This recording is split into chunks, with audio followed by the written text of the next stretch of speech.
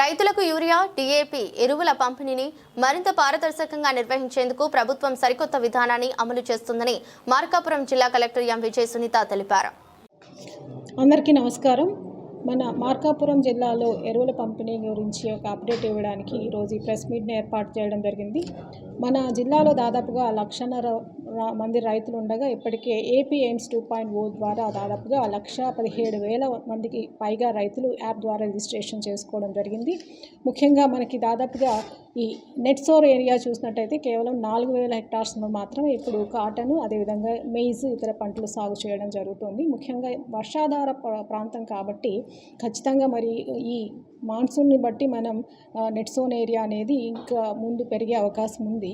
అయితే ఇప్పుడు చూసినట్టయితే మనకు IVRS సర్వే ద్వారా దాదాపుగా 159 మంది రైతులతో మాట్లాడిన తర్వాత కొంతమంది రైతులు అధిక ధరలకు ఎరువులు కొంటున్నామని చెప్పేసి కంప్లైంట్ చేయడం జరిగింది. ముఖ్యంగా అధిక ధరలతో పాటుగా ఇతర ఉత్పత్తులను కూడా కంపల్సరీ కొనాలని మరి ఎరువుల పంపిణీదారులు, విక్రయదారులు, హోల్సేల్, రీటైల్ డీలర్స్ అందరూ కూడా ఇన్సిస్ట్ చేస్తున్నారు.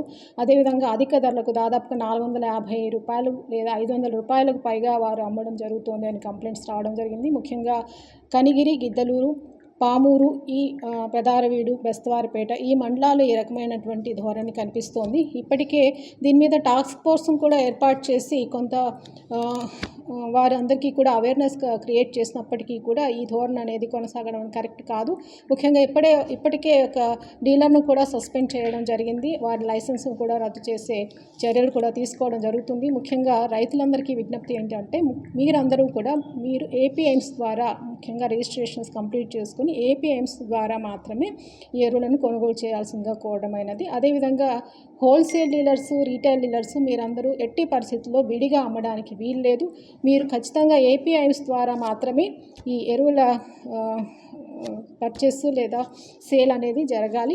అదేవిధంగా అధిక ధరలు అక్రమంగా నిల్వ ఉంచడం, అదేవిధంగా ఇతర ఉత్పత్తులు, అదనపు ఉత్పత్తులు ఎరువులతో పాటుగా కంపల్సరీ కొనాలి అని చెప్పడం కూడా కరెక్ట్ కాదు. దీని మీద మరి ఎరువుల డీలర్స్ వారందరికీ కూడా హెచ్చరించడమైనది. ముఖ్యంగా మన జిల్లాకు సంబంధించి చూసినట్టయితే ఈ కాటన్ క్రాప్ మాత్రం ఇప్పుడిప్పుడే మొదలైంది. అదేవిధంగా మెయిస్ క్రాప్, దీంతో పాటుగా రెడ్ గ్రామ్ కూడా ఇంకా సోయింగ్ స్టేజ్లో ఉంది. కాబట్టి యూరియా స్టాక్ సంబంధించి సఫిషియెంట్ స్టాక్ అవైలబుల్గా ఉంది. ఎట్టి పరిస్థితుల్లోనూ అధిక ధరలకు అమ్మకుండా అన్ని చర్యలు కూడా తీసుకోవడం జరుగుతోంది. అధిక ధరలు అమ్మే వారి మీద కూడా ముఖ్యంగా ఇప్పటికే టాస్క్ ఫోర్స్ వారు కూడాను అనేక దాడులు కూడా చేయడం జరిగింది.